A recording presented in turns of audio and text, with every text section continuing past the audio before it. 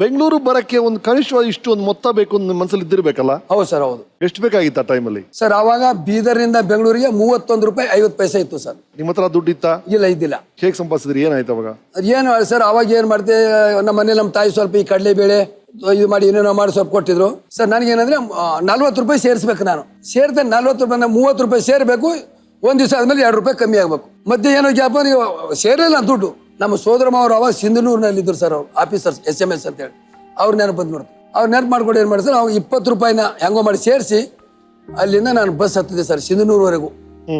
ಅಲ್ಲಿ ಏನಾಗಿದೆ ಸರ್, ಅವತ್ತು ನಾವು ಮನೆಯಿಂದ ಹೋಗ್ಬೇಕಾದ್ರೆ ರೊಟ್ಟಿ ಇಲ್ಲ, ಅನ್ನ ಇಲ್ಲ, ಏನೂ ಇಲ್ಲ. ಹೆಂಗಂದ್ರೆ ದುಡ್ಡು ಸಿಕ್ಕಿದೆ ಸರ್. ನಮ್ಮ ತಾಯಿ ಹೆಂಗೋ ಹೋಗ್ತೀಯಾ, ಊಟಕ್ಕೇನಿಲ್ಲ, ಬಿಡೋಮ್ಮ ಹೆಂಗೋ ಹೋಗ್ತೀನಿ ಬಿಡುವ ಸರ್. ಬಸ್ಸಲ್ಲಿ ಕೂತ್ಕೊಂಡೆ ಸರ್. ಎಲ್ಲೋ ಒಂದ್ ಕಡೆ ಬಸ್ ನಿಂತಿತ್ತು. ಎಷ್ಟು ಟಿಕೆಟ್ ಇತ್ತು ಅಷ್ಟು ಹೋಗಿದೆ. ಜೇಬಲ್ಲಿ ಒಂದು 10 ಪೈಸನೂ ಇಲ್ಲ. ಅವ್ ಯಾರೊಬ್ಬರು ಪಕ್ಕದಲ್ಲಿ ಕುಂತಿದ್ರು. ಏನ್ರಿ, ಏನು ನಾಟಕದವ್ರು ಏನ್ರಿ? ಹ್ಞೂ ಸರ್ ಅಂದ್ರು. ಬರ್ರಿ ಊಟ ಮಾಡಿ ಬನ್ನಿ ಅಂತ ಕರೆದೆ. ಇಲ್ಲ ಬಿಡಿ ಸರ್, ನಾನು ಊಟ ಮಾಡೀನಿ ಸರ್, ಮಾಡ್ಕೊಂಡ್ ಬಂದ್ರೆ ಒಂದೇ ಸರಿ ಹಿಂಗೆ ಸ್ವಾಭಿಮಾನ ಹೆಂಗೆ ಕೇಳೋದು ಇವ್ರಿಗೆ? ಯಾರೋ ಪರಿಚಯ ಆಗ್ತದೆ ಸರ್ ಊಟಕ್ಕೆ ನಡಿ ಅಂದ್ರೆ ಅದು ಒಂದು ಸ್ವಾಭಿಮಾನ. ಅವ್ರು ಎಲ್ಲರೂ ಬಸ್ಸಿನಿಂದ ಕೆಳಗೆ ಇಳಿದ್ರು ಸರ್. ನಾನು ನಮ್ಮ ಮಹಾದೇವ ನಂಬೋದು ನಂದು, ಏನು ಮಹದೇಶ್ವರ ಹಿಂಗೆ ಮಾಡ್ದಲ್ಲ, ಊಟಕ್ಕೆ ನಾನು ಸುಮ್ಮನೆ ಬಾಯಿ ಮುಚ್ಕೊಂಡು ಹೋಗ್ಬೇಕಾಗಿತ್ತಲ್ಲ ಅವ್ರ ಜೊತೆ, ಯಾಕೆ ನಾನು ಎಂತ ತಪ್ಪು ಮಾಡಿದೆ ಅಂತ ಹಿಂಗೆ ಮಾಡಿ ಹಿಂಗೆ ನೋಡ್ತೀನಿ ಸರ್. ಅಲ್ಲಿ ಆ ಸಿಗರೆಟ್ ಪ್ಯಾಕು ಏನೇನೋ ಬಟ್ ಅದರಲ್ಲಿ ಒಂದು 10 ರೂಪಾಯಿ ನೋಟು, 2 ರೂಪಾಯಿ ನೋಟು, 1 ರೂಪಾಯಿ ನೋಟು ಬಿದ್ದಿದೆ ಕೆಳಗಡೆ. ತಕ್ಕನ ಯಾರು ಇಲ್ಲ, ತಗೊಂಡು ಹೋಗಿ ನಾನು ಊಟಕ್ಕೆ ಹೋಗ್ಬಿಟ್ಟೆ ಸರ್. ಅಲ್ಲಿ ಊಟ ಮಾಡಿ ನಾನು ಅಲ್ಲಿಂದ ಸಿಂಧೂರು ಕೇಳಿದೆ ಬೆಳಿಗ್ಗೆ. ನಾನು ಅಲ್ಲಿ ಹೋದ್ಮೇಲೆ ನಮ್ಮ ಅವರಿಗೆಲ್ಲ ವಿಷಯ ಹೇಳಿದೆ, ಮಾವ ಹಿಂಗಿದೆ ಹೋಗ್ಬೇಕು. ಅವ್ರು ಹೇಳಪ್ಪ 4 ದಿವಸ ಇಟ್ಕೊಂಡು ಮತ್ತೆ ಅಲ್ಲಿಂದ ಕಾಸು ಕೊಟ್ಟರು. ಅಲ್ಲಿಂದ ನಾನು ಬೆಂಗಳೂರಿಗೆ ಬಂದೆ ಸರ್. ನಾನು ಬೆಂಗಳೂರಲ್ಲಿ ಯಾರಿದ್ರು ಅಂತ ನಿಮ್ಮ ಫ್ರೆಂಡ್ ಯಾರ ಇದ್ರ? ಇಲ್ಲಿ ಯಾವ ಏರಿಯಾದಲ್ಲಿ ಬಂದ್ರಿ ನೀವು? ಯಾರು ಇಲ್ಲ ಸರ್. ನನಗೇನೊಂದು ಸರ್, ನನಗೆ ಏನಂದ್ರೆ ಒಟ್ಟು ಮೇನ್ ಅಂದ್ರೆ ರಾಜ್ಕುಮಾರ್ ಅವ್ರ ಅಣ್ಣವ್ರು. ನಾನು 4ನೇ ಕ್ಲಾಸ್ ಓದಿದ್ರೆ, ಅಣ್ಣವ್ರು ಓದಿದ್ರೆ, ಹೆಂಗೋ ಮಾಡಿ ಕೈಕಾಲು ಹಿಡ್ಕೊಂಡ್ಬಿಟ್ಟು ಆ ಮಾಡಿದ್ರೆ ಬಂದೆ ಸರ್.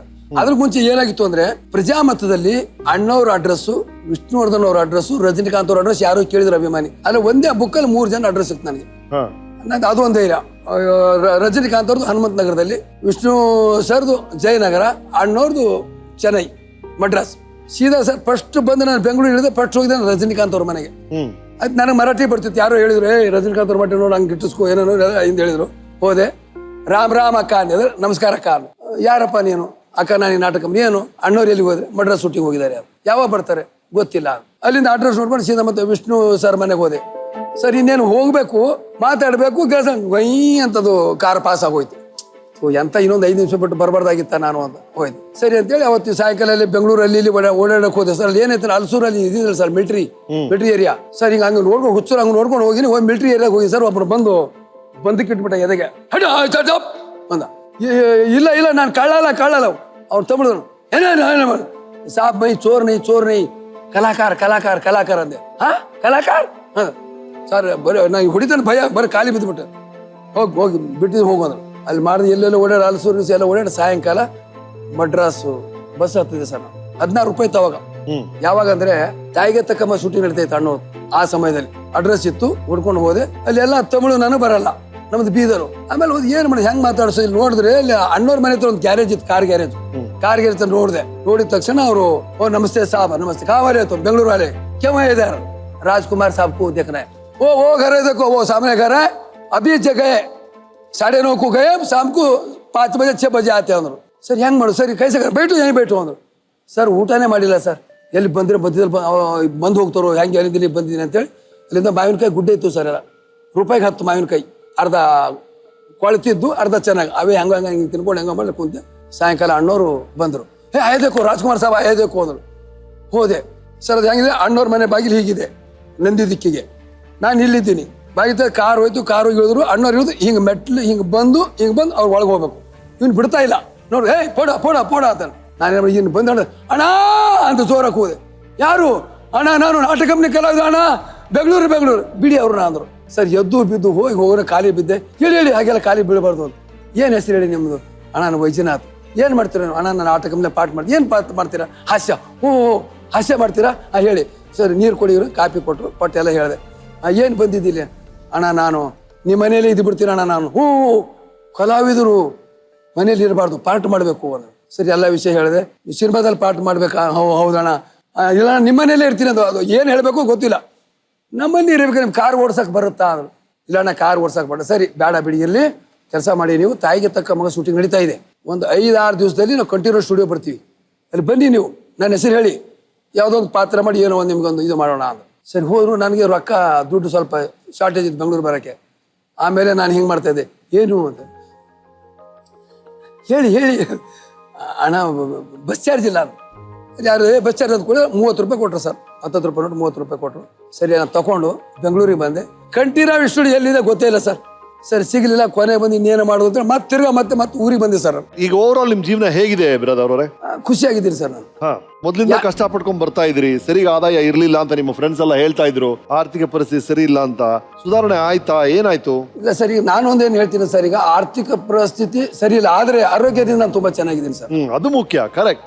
ಆದ್ರೆ ಯಾಕೆ ನಂಗೆ ಅದು ಇದೆ ಸರ್, ನನಗೆ ಒಂದು ಇಬ್ಬರು ಗುರುಗಳ ಆಶೀರ್ವಾದ ಆಗಿದೆ. ಒಂದು ಪುಟ್ಟರಾಜ್ ಗವಾಯಿಗಳು, ಒಂದು ನಮ್ಮ ಸ್ವಂತದಲ್ಲಿ ಒಬ್ಬರು ಶರಣ ಶಂಕರಲಿಂಗ ಮುತ್ಯ ಅಂತ ಹೇಳಿದ್ದಾರೆ. ನಿನ್ಗೇನು ಒಳ್ಳೇದಾಗುತ್ತೆ ಹೋಗು ಅಂದ್ರೆ ನನ್ಗದು, ನಾ ಕೆಲಸ ಮಾಡ್ತೀನಿ, ದುಡ್ಡು ಬರುತ್ತೆ, ಖರ್ಚು ಮಾಡ್ತೀನಿ. ಬಟ್ ನನ್ಗೆ ಇವತ್ತಿಗೂ ಸರ್ ಸೈಟ್ ಇಲ್ಲ ಅಂತ ಚಿಂತೆ ಇಲ್ಲ, ಮನೆ ಇಲ್ಲ ಅಂತ ಚಿಂತೆ ಇಲ್ಲ, ಕಾರ್ ಇಲ್ಲ ಅಂತ ಚಿಂತೆ ಇಲ್ಲ. ನಾ ಈಗ ನಡ್ಕೊಂಡು ಹೋಗ್ತಾ ಇದ್ದೀನಿ ಚಿಂತೆ ಇಲ್ಲ. ನಾನು ಏನಂತೀನಿ ಅಂದ್ರೆ, ಇದು ಸಾಮಾಜಿಕವಾಗಿ ಒಂದು ವೇಳೆ ನಾನು ಹಣೆ ಬಾರ ಬ್ರಹ್ಮ ಹಂಗೆ ಬರ್ದಿದ್ರೆ ನಾನು ತಪ್ಸಕ್ಕಾಗತ್ತಾ? ಆಗಲ್ಲ. ನನಗೆ ಮನೆ ಕಟ್ಟಬೇಕಂತ ಆಸೆ ಇದೆ, ಆದ್ರೆ ಕೊರಗಿಲ್ಲ. ಸೂಪರ್, ಕೊರಗಿಲ್ಲ. ಬಹಳ ಅದ್ಭುತವಾದ ಮಾತು. ಪ್ರತಿಯೊಬ್ಬ ಮನುಷ್ಯನಿಗೂ 3 ಸ್ಟೇಜ್ ಅಲ್ಲಿ ಒಂದು ಒಳ್ಳೆ ಸ್ಟೇಜ್ ಬಂದೇ ಬರುತ್ತೆ. ಹೌದು. ನನ್ನ ಒಂದು ಅನಿಸಿಕೆ ಏನಂದ್ರೆ, ಬಾಲ್ಯ ತಂದೆ ತಾಯಿಗಳ ಮೇಲೆ ಹೋಗುತ್ತೆ, ಯೌವನ ಶಕ್ತಿ ಮೇಲೆ ಹೋಗುತ್ತೆ, ಈ ಕೊನೆ ಮುಪ್ಪಿದೆಲ್ಲ ಸರ್. ನಾನ್ ದೇವರಲ್ಲಿ ಕೇಳ್ಕೊಳ್ಳೋದಿಷ್ಟೇ, ನನಗೆ ಬಾಲ್ಯನೂ ಸುಖ ಸಿಕ್ಕಿಲ್ಲ, ಯೌವನನೂ ಸುಖ ಸಿಕ್ಕಿಲ್ಲ. ನನ್ನ ಹಣೆ ಬರದಲ್ಲಿ ಏನಾರೋದು ಇದ್ರೆ ಮುಪ್ಪು ಕಾಲು ಕೊಡು. ಒಂದ್ ವೇಳೆ ಬ್ರಹ್ಮ ಬರ್ದಿಲ್ಲ ಅಂದ್ರೆ ನೀನೇನ್ ಮಾಡ್ಲಿಕ್ಕೆ ಸಾಧ್ಯ ಅಂತ ನನ್ನ ಅನಿಸಿಕೆ. ನೋಡ್ಬೋದು ಎಷ್ಟು ಚೆನ್ನಾಗಿ ಗ್ರಹಿಸಿದ್ರಿ ನೀವು ಲೈಫ್ ನ. ಬಹಳ ಖುಷಿ ಆಯ್ತು. ಇದೊಂದು ಆಟಿಟ್ಯೂಡ್ ಇದ್ಬಿಟ್ರೆ, ಕೊರಗಲ್ಲ ಅಂತ ಡಿಸೈಡ್ ಮಾಡ್ಬಿಟ್ರೆ ಅದಕ್ಕಿಂತ ದೊಡ್ಡ ಶಕ್ತಿ ಯಾವ್ದಿಲ್ಲ. ಅದ್ಭುತ, ರೈಟ್? ಅದೇ 3 ಪ್ರಶ್ನೆಗಳು ಎಲ್ಲಾ ಸಾಧಕರು ಕೇಳೋದೇ ಪ್ರಶ್ನೆ. ನೀವ್ ಯಾರಿಗಾರು ಥ್ಯಾಂಕ್ಸ್ ಹೇಳ್ಬೇಕು ಅಂದ್ರೆ ಯಾರಿಗೆ ಹೇಳ್ತೀರಿ? ಸಾರಿ ಕೇಳ್ಬೇಕು ಅಂದ್ರೆ ಯಾರಿಗೆ ಕೇಳ್ತೀರಿ? ನಾನು ಏನಾದ್ರೂ ನಮ್ಮ ಸ್ನೇಹಿತರಿಗಾಗ್ಲಿ ಅಥವಾ ನೆಂಟರಿಗಾಗ್ಲಿ ಏನಾದ್ರೂ ನಾನು ಒಂದು ಕೋಪದಲ್ಲಿ ಏನಾದ್ರೂ ಅಂದಿದ್ರೆ ಅದನ್ನ ಅವ್ರು ನನ್ನ ಕ್ಷಮಿಸ್ಬೇಕು. ಥ್ಯಾಂಕ್ಸ್ ಹೇಳೋದಾಗಿದ್ರೆ ಯಾರು ಹೇಳ್ಬೇಕು? ನಾನು ಥ್ಯಾಂಕ್ಸ್ ಹೇಳೋದೇ ಒಂದು ನಮ್ಮ ತಾಯಿಗೆ, ನಮ್ಮ ಸೋದರ ಮಾವನಿಗೆ. ಏನಾರು ಪಾಪ ಪ್ರಜ್ಞೆ ನಿಮ್ಮನ್ನು ಕಾಡ್ತಾ ಇದೆಯಾ? ಏನಾರು ಹೇಳ್ಕೋಬೇಕು ಅಂತ ಅನಿಸ್ತಾ ಇದೆಯಾ? ಇಲ್ಲ ಸರ್, ಏನಂದ್ರೆ ಹೇಳ್ಕೊಳ್ಳೋದಂಥದ್ದು ಏನಿಲ್ಲ ಸರ್. ಯಾಕಂದ್ರೆ ಪ್ರತಿಯೊಂದು ಏನಾದ್ರು ಮಾಡ್ಬೇಕಾದ್ರೂ ನಾನು ಬಹಳ ಎಚ್ಚರದಿಂದ ಮಾಡ್ತೀನಿ. ನಾನು ಗೊತ್ತಿದ್ದು ಏನಾದ್ರು ಮಾಡಿದ್ರೆ ನಾನು ದೇವರೇ ನನಗೆ ಅದನ್ನ ಕ್ಷಮಿಸು ಅಂತೇಳಿ ನಾನು ದೇವರಲ್ಲಿ ಪ್ರಾರ್ಥನೆ ಮಾಡ್ತೀನಿ. ವೆರಿ ಗುಡ್ ರೀ. ನಿಮ್ಮ ಮಾತಲ್ಲೇ ಅರ್ಥ ಆಗುತ್ತೆ. ಇಷ್ಟು ಕೂಲ್ ಆಗಿರ್ತಲ್ಲ, ಇಷ್ಟು ಚಿಲ್ ಆಗ್ತಿರ್ತಲ್ಲ, ಹೇಗೆ? ಇಲ್ಲ ಸರ್, ಅದೇನೋ ಮೊದಲಿಂದ ಬಂದ್ಬಿಟ್ಟಿದೆ ಸರ್. ಅದು ಮೊದಲಿಂದ ಏನಾಗಿದೆ ಅಂದ್ರೆ, ಜೀವನ ಅನ್ನೋದು ಇಷ್ಟೇ. ಮನುಷ್ಯ ಜನ್ಮ ಬರೋದು ಭಾರಿ ಕಷ್ಟ ಸರ್. ಹೌದು. 1,84,000 ಜೀವರಾಶಿ ಆದ ಮೇಲೆ ಮನುಷ್ಯನ ಜನ್ಮ ಅಂತ ಯಾವುದೋ ಒಂದು ಪುರಾಣಲ್ಲಿ ಯಾರು ಹಿರಿಯರು ಹೇಳಿದ್ ಕೇಳಿದ್ದೀನಿ. ನಮಗೆ ಮಾನವ ಜನ್ಮ ಸಿಕ್ಕಿದ ದೊಡ್ಡದಲ್ಲ. ನಮಗೆ ದೇವರು ಕೆಲಸ ಕೊಟ್ಟಿದ್ದಾನೆ, ಕೆಲಸ ಮಾಡಬೇಕು. ಇನ್ನೊಬ್ಬರು ನಾವು ಕಿತ್ಕೊಂಡು ತಿನ್ನೋ ಬುದ್ಧಿ ನಮಗೆ ಬೇಡ. ನಮ್ಮಲ್ಲಿ ಹೇಳ್ತಾರೆ, ಈ ಊರು ಹೇಗಿದೆ, ನೀನ್ ಹೇಗಿದ್ದೀಯಾ? ನೀನು ಚೆನ್ನಾಗಿದ್ರೆ ಊರು ಚೆನ್ನಾಗಿದೆ, ಅದು ನಮ್ಗೆ ಹೇಳಿದ್ರು. ಅದಕ್ಕೆ ನಾನೇನಂತೀನಿ, ದೇವ್ರೇ ನನಗೆ ಯಾರ ಹತ್ರ ಹೋಗಿ ಕೈ ಒಡ್ಡಿಸೋದು ಬೇಡ, ಆಸಕ್ತಿ ಕೊಡು. ನಮ್ಮನೆಗೆ ಯಾರು ಬರ್ತಾರೋ ಬಂದಿಂದ ಬರ್ಲಿ, ಸದ್ಗುರುನ ದಯವಿರ್ಲಿ. ಅದಕ್ಕೆ ಹೇಳಿದ್ರೆ, ಅರಿವಿರೋತನ ಗುರು ಮಾಡಿಕೋ, ನರಕ ದೂರವಾದಿತೋ, ಮುಂದಿನ ಹಾದಿ ನಿನಗ ದೊರದತೋ. ನಮ್ಮ ಅರಿವೆಯಿಂದ ನಾವು ಹೋದ್ರೆ ಪ್ರತಿಯೊಂದು ನಾವು ಅದನ್ನ ಅನುಭವಿಸ್ಬೋದು. ನಾವೇನು ಬೇರೆಯವ್ರಿಗೆ ಆಸೆ ಪಡ್ತೀವಂದ್ರೆ ನಮ್ಮ ಜೀವನ ಸರಿ ಇರಲ್ಲ. ಇದು ನನ್ನ